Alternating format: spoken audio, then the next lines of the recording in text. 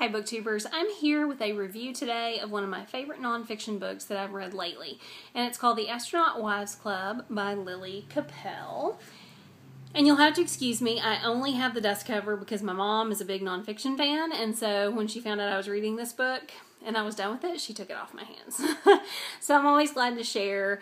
My mom and I usually don't read the same kinds of books, and so I was really excited that she wanted to borrow this one. Don't you love that cover? I love that cover.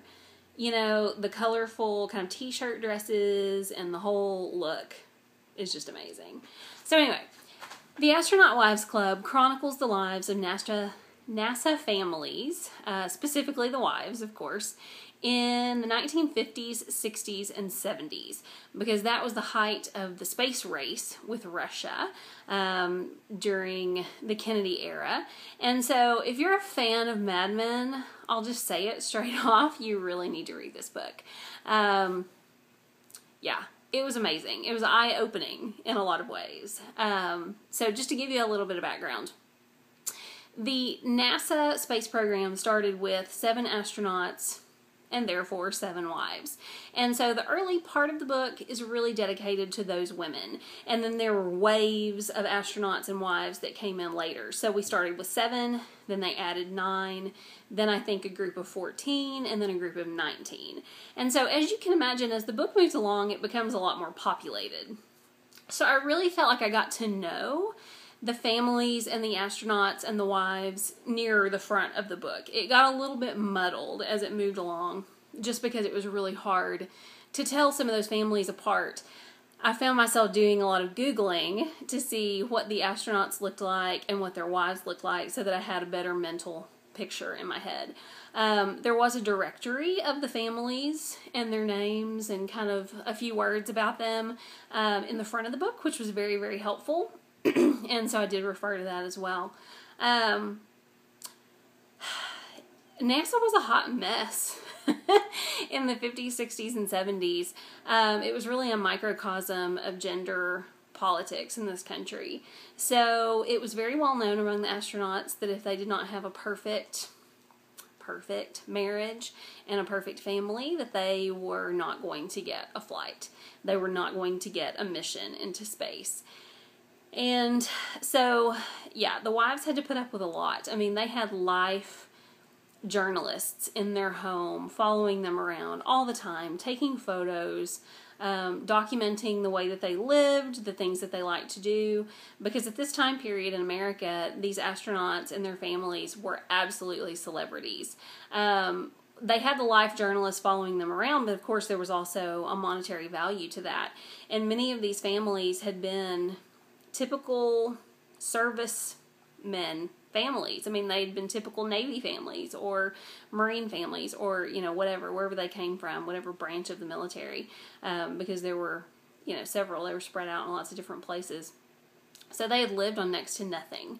Those men did not make a great living. And so when they became astronauts, they had people throwing money at them. You know, they could rent Corvettes for $1 a year. They could rent hotel rooms for $1 a night. You know, I mean, they were just given things because they were such celebrities. And so part of that was having to put on a happy face for the media. And so these men would go into space for a mission. And when they came back, within minutes, their wives were expected to go out on the lawn, perfectly dressed, with a smile, and give a press conference about the success, or in some cases, the failure of that mission. And so it was a lot of pressure on their families, and divorce was not tolerated. Although it was very interesting, later on into the 70s and 80s, not many of those marriages survived. They really didn't, because they were free. They didn't, you know, have the crushing expectations of NASA and the media to live up to anymore, and so those marriages disintegrated in a lot of instances. So, yeah, it was a really interesting book. I enjoyed meeting some new astronauts and some new families that I was not familiar with.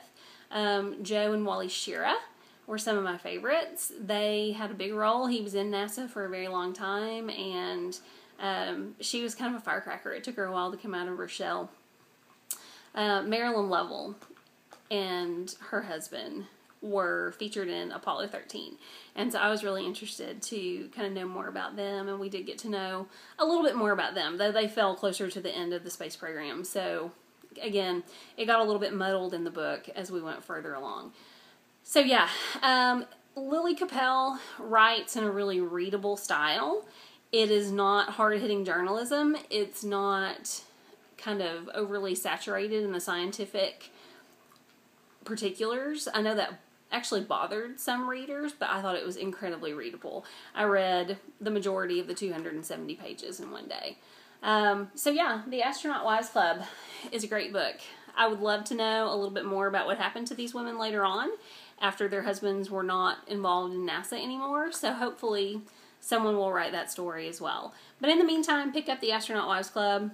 If you're into nonfiction or you're thinking about kind of picking up some additional nonfiction, this would be a great way to go. Y'all have a great weekend. Bye.